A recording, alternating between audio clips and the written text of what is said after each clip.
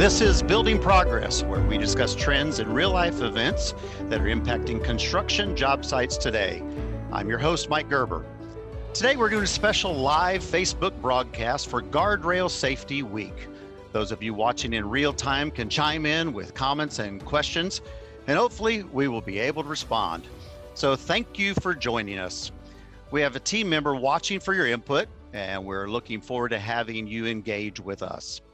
We have two guests joining us today to discuss the importance of guardrail safety, specifically as it relates to risk, liability, on-site accountability of guardrail safety on the job site. First, we welcome Brad Hammock, an attorney with Littler Mendelson in the DC area. And Brad is a liability expert and also an advisor to the NHB Safety and Health Committee. Thank you for being with us today, Brad. We are also pleased to have Josh Hollingsworth joining us. Josh is the safety manager of Buchannan Construction. His company is a builder in Asheville, North Carolina, with unique safety challenges, especially when it comes to guardrails. Josh, welcome to Building Progress. Thank you. Brad, as an attorney, you certainly have a unique perspective on the risks and the rewards of guardrail safety. Can you share a bit about that? Yeah, Mike, thank you. And thanks again for having me on and asking me to participate in this. Obviously, it's a very, very important subject, very important topic. And it's funny you asked that question because it really stems from what my role is. As you mentioned, I'm an attorney, I'm an occupational safety and health attorney. And often what I see guardrail safety, it is sort of after something tragically has happened. Oftentimes it's a result of an injury, maybe sadly a fatality. But that's when I'd usually get called to come in and support companies across the country. Often that is in the midst of an OSHA inspection. Certainly there can be other types of liability and litigation risk, other sort of risk management outcomes that come up. But unfortunately, I am called in, when something bad has happened. Right. And when you're brought in at that role, you really see, the importance of guardrail safety, because as we know, still the leading cause of injuries in construction is falls. And so I certainly see that from that standpoint coming in. When injuries occur. And one of the things, it's so interesting when you look at, work with companies, people are trying to be out there, try to be proactive, trying to be preventative. But when you have a situation like that happen, an accident happen, and you see the disruption that occurs, whether it's managing an OSHA inspection, dealing with third-party liability, or just dealing with business disruption that exists, aside from obviously the tragedy of having a team member be seriously injured or whatnot. And so it just, I see it unfortunately at that level, and it just, it emphasizes the importance of being proactive, of being preventative, and frankly with guardrail safety to avoid, frankly, having to call me and having me come on site. It's just that important, and that's the kind of the role that I play. Yeah, those consequences are often severe, aren't they? Not just in terms of OSHA fines and others, but the loss of life or the interruption to the business. Now, I know you're an advisor to the NHB Safety and Health Committee. I'm curious, what are the key insights into guardrail safety? What would you most like to tell our audience of construction professionals? It's a really good question. And I think about this a lot when I work with companies in this area. We're talking about guardrail safety, and that's obviously critical, but we really need to almost take a step back. And it's really sort of fall prevention safety in a sense. And so, and when I'm talking to construction professionals out there, I'm reminding them about what your basic fall protection obligations are, right? If you've got folks working at heights over 6 feet, then you have an obligation to provide some degree of fall protection to them. That obligation can be met in a couple of different ways. It can be met with personal fall protection, right? Harnesses, fall arrest, that sort of thing. But it can also be done with guardrails, right? And that's where, I try to emphasize viewing sort of guardrails as the engineering control, right? That is a very safe, effective way to provide fall protection. And if you have a good guardrail safety program, right, where you really are diligent about ensuring that you have guardrails up, that they meet the requisite requirements, and that they're protective, it takes out the human error rate, so to speak. When you're relying on individuals to use personal fall protection, it adds another variable in there that can increase risk. Whereas if you have a proactive sort of guardrail safety program, you sort of eliminate that risk even better. So, when I talk to clients and companies, those are the things that I sort of emphasize. Mm-hmm. The other thing I would say is, and you know this, Mike, better than anyone, there's a lot of really good technology out there that makes putting in guardrails much easier than maybe it was, years ago. And so there's certainly solutions that are out there. And if you're diligent, you really are going to mitigate your risk in obviously this important area. And those are kind of the ways that I encourage folks to think about guardrail safety.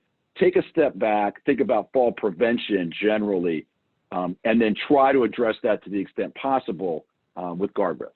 You've obviously been on a lot of job sites across the country. How effective are we as an industry at utilizing proper guardrail safety programs? The industry is good.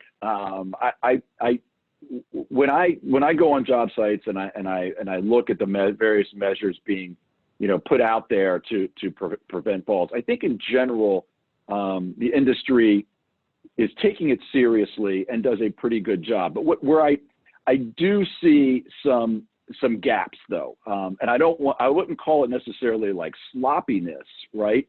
But there'll be some guardrails covering most of the leading edge, for example, but maybe not all of it, right? And I almost feel like that's an example of where the industry is. I mean, there's a lot of compliance out there, but there are also some gaps, and frankly, there's particularly if you've been in the industry a long time, sometimes you feel like I don't need to have a guardrail here. Or I don't need to worry about this. I've done this 1,000 times. All I need to do is go out and just do, ABC real quickly, up at this elevated location. And therefore you're not necessarily, dotting the I's and crossing the T's that you would need to do. So I think there's certainly awareness, but there are some gaps, I think, still. And sort of 100% compliance. We'll call those opportunities for improvement, I think. Opportunities. That's a better way to put it. That's right. Yeah, that's right. Josh, I'm curious, as a young professional in this industry, what really motivated you to become a construction safety manager? Well, it's kind of ironic, honestly. So I was asked to be a safety coordinator for my previous employer because we received an OSHA citation for handrails and guardrails. So necessity, yeah. Right. So I was tasked with creating a health and safety program that we didn't have at all, and by my boss at the time and by OSHA, we went into that, got into that, and implemented it, and just thoroughly enjoyed it while I was there, and just seeing the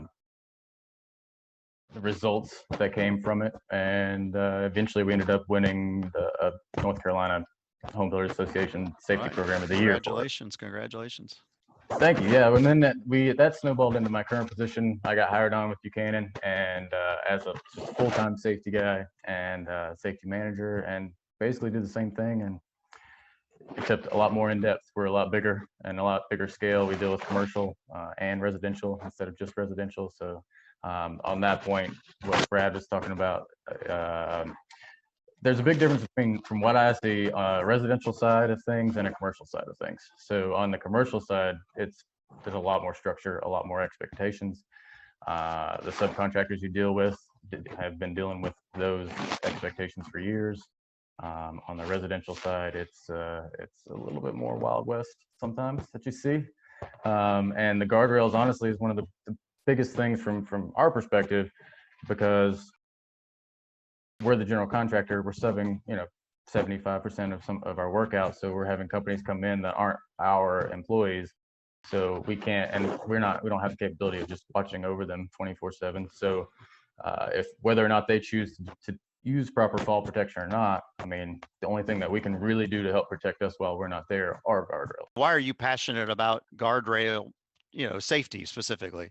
Guardrail safety and to Brad's point, also just fall protection safety. I mean, it's the leading cause of fatalities on construction site in the private sector. So it's the biggest way to make a impact on families and culture. And I mean, every time you catch somebody that missed one or was lazy, or you just find just a mistake and you have them fix it, it's a potential. You'll never know. Thankfully, you'll never know, but it's a potential to save a life or keep a family together. Yeah, as long as you don't find out when there's actually been an accident, right? That's kind of my job. Yeah, I hope that never happens. But yeah, Well, it certainly sounds like you've got a pretty inspiring story, especially to our young listeners. Can you tell us some of those more unique scenarios you've seen in your mountainous region of North Carolina? I know you've kind of certainly have a unique environment out there. well, Asheville, I grew up in Asheville. I was born and raised here, so I've seen it change a lot. And it just continues to grow, which has its pluses and minuses.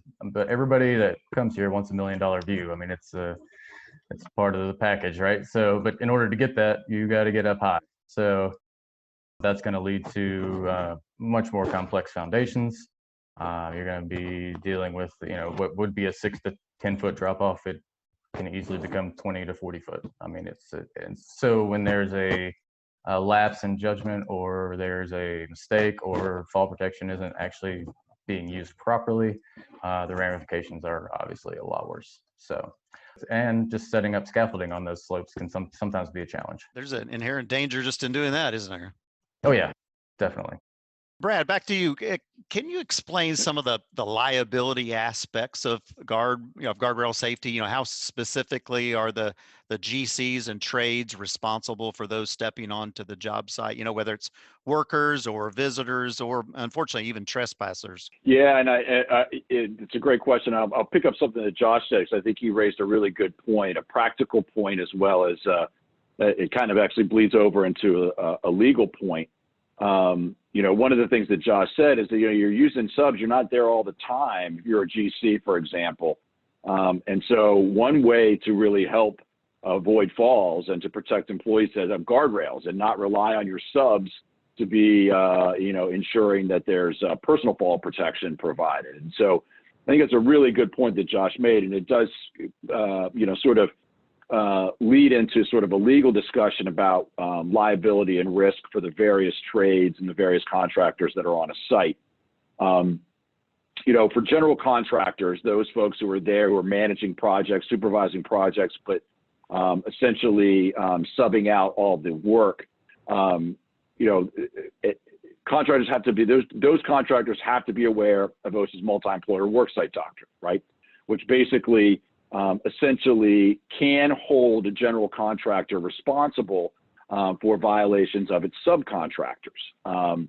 Obviously, everyone on a job site, if you have employees exposed to a hazard, then you're responsible to protect those employees. So if a general contractor or subcontractor has an employees exposed to heights, they have to make sure that those employees are protected.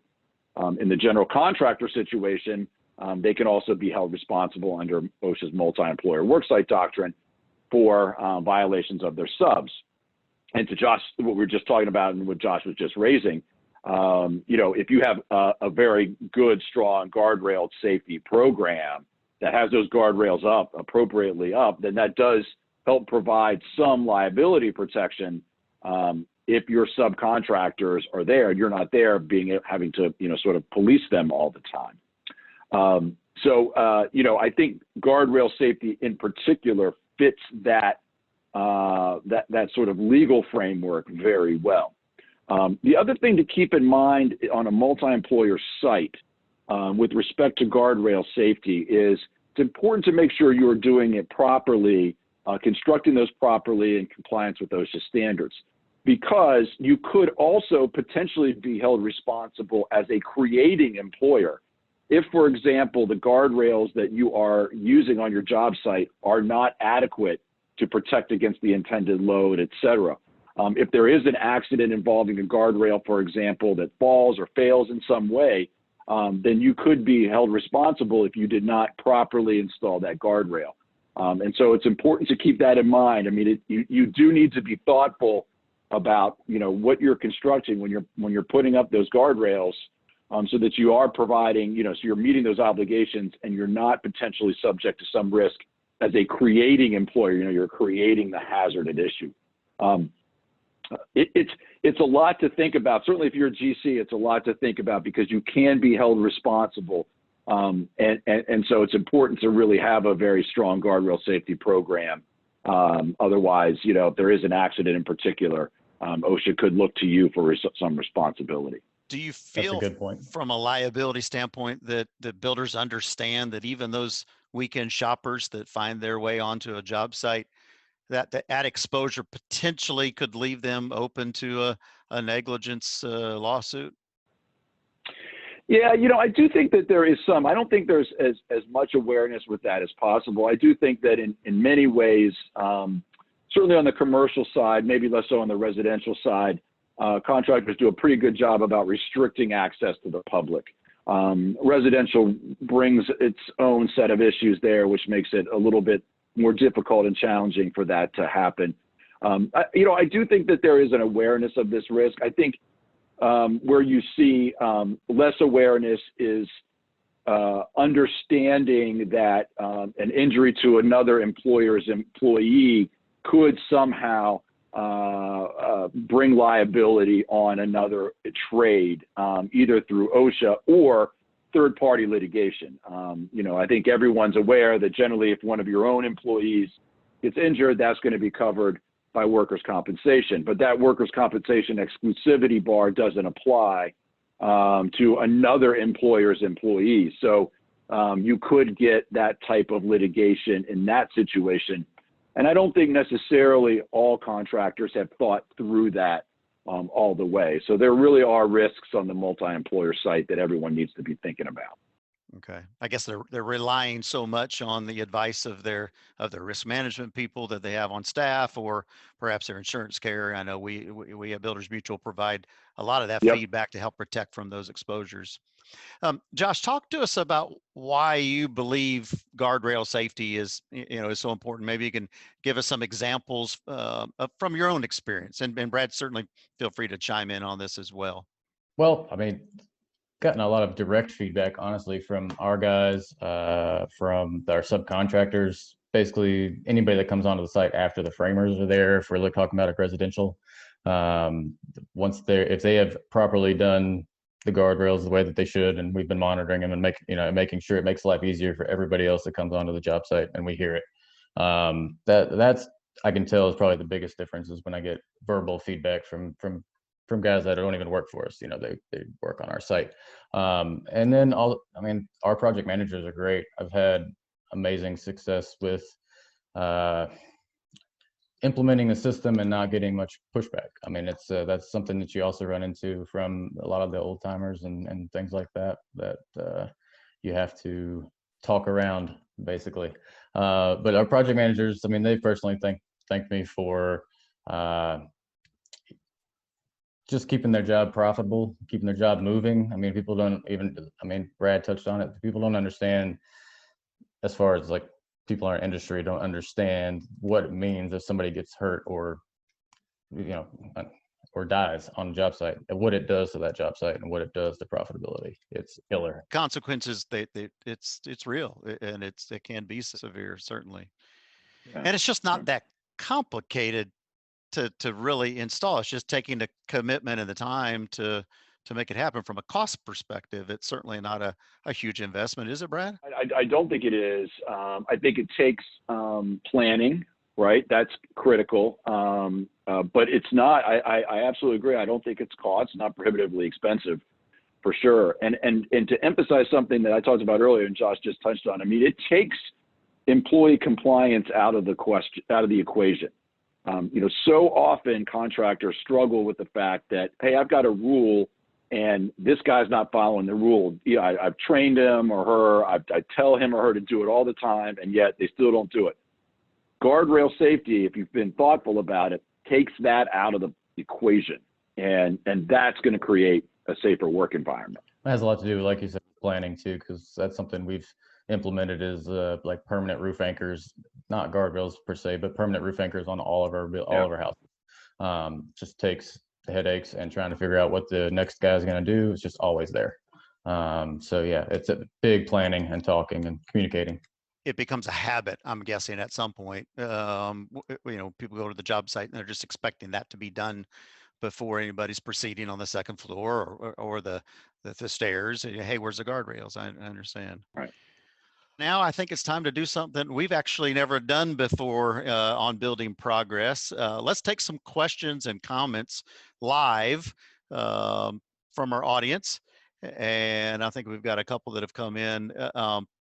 One, maybe just put this out to both of you. Are there any best practice documentation that a GC can use to protect themselves? Josh, you want to start with that, and Sure. I can bag clean up. Yeah. Well, for one, Builders Mutual has some great resources on their website. You guys, I think, have just released a toolbox talk as well this week, and so that would be something that could start a lot of conversations. And then OSHA's website, there's all kinds of resources out there, but OSHA risk managers coming out to the job site are amazing. I've met with a couple of Builders Mutual risk managers. They're amazing. They'll walk through the site. They'll point out things that they see. You'll either already be in the process of correcting them, or hopefully, you're like, okay, you can get on it. And they're a great source of information. No matter who you are, you could reach out to somebody who's, in your insurance department, I guess, and get a ton of information. They're more than happy to reach out and help. So I would start there for sure. What do you think, Brad? Particularly from an OSHA standpoint, the most important thing as a GC you can do is conduct site inspections frequently, and document the outcomes from those, and keep that documentation. Because if an accident occurs or a hazard is identified, an OSHA citation exists potentially, you want to be able to say that, look, I watched the job site 4 times a day, and an hour before OSHA came on site, I saw this very condition, and it didn't exist. That's the most important thing, that walking the site and documenting each of those times. So often, when I'm representing folks in a multi-employer situation, they will say, well, I walk the job all the time. Maybe they have some documentation, but they're not really papering what they do. And that's the best recommendation I can give the GCs out there to protect yourself from liability. And on a point on that is, if you incorporate that with your quality control walkthroughs, you're taking pictures of Perfect. issues that you see as a project manager. I tell that to our guys all the time. If you see an issue with quality, also look around while you're there for an issue with safety. 2 pictures in one, 2 pictures at the same time, document it, Great send point. it to me, whatever. So yeah, if you can get people to get that and wrap their brain around that and just incorporate that into their everyday, that's a good point. Josh, I know your firm, I'm sure, has a written safety program. I'm assuming that everyone really needs to have the guardrail guidelines, recommendations, procedures documented in their safety manual, in their safety procedures. Definitely, yeah, for sure. And provide that to subcontractors. Give it to them as well. All of ours are aware. We ask them to have their own program. They don't always, but we do ask them to. But that just awareness. Toolbox talks, we at least have one, revolving around guardrails all the time.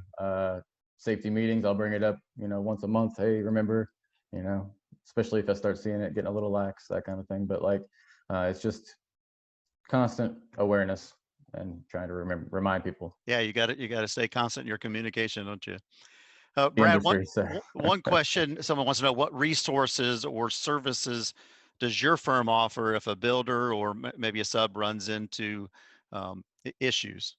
Thanks for that question. As Mike mentioned, as you mentioned at the outset, I'm with the law firm of Littler Mendelson. We are a global labor and employment law firm, and I co-chair the firm's workplace safety and health practice group. So all I do is workplace safety and health. If a company were to get cited by OSHA or be in the midst of an OSHA inspection, we provide representation to that company to help along the way. I know particularly a lot of small contractors, haven't had a lot of experience with OSHA, and sometimes OSHA comes on site and just trying to manage that inspection process can be challenging, and we assist with that. We also have we take a compliance assistance role as well. We work with companies on their safety and health programs. We'll review their programs for legal compliance, OSHA compliance. Is it in accordance with the standards? And so we also provide that service as well. We try to help in any way we can. And Mike, as you and I were talking earlier, OSHA is coming back out there now. The COVID-19 pandemic is not stopping OSHA inspections. We're seeing them more and more. So people should not be complacent when it comes to fall protection, guardrail safety, those things. Stay on it, stay focused.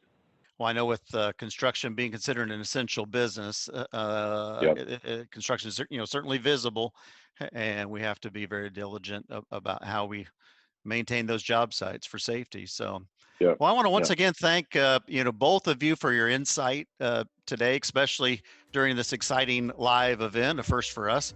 It's been really fun having our viewers be a part of the conversation. And again, thank you for your time. Building Progress is a podcast from Builders Mutual. We're dedicated to protecting the construction industry through a wide range of commercial insurance products. At Builders Mutual, we have a passion for education, safety, and progress, and we're excited to share our expertise with our listeners. For more information, visit buildersmutual.com.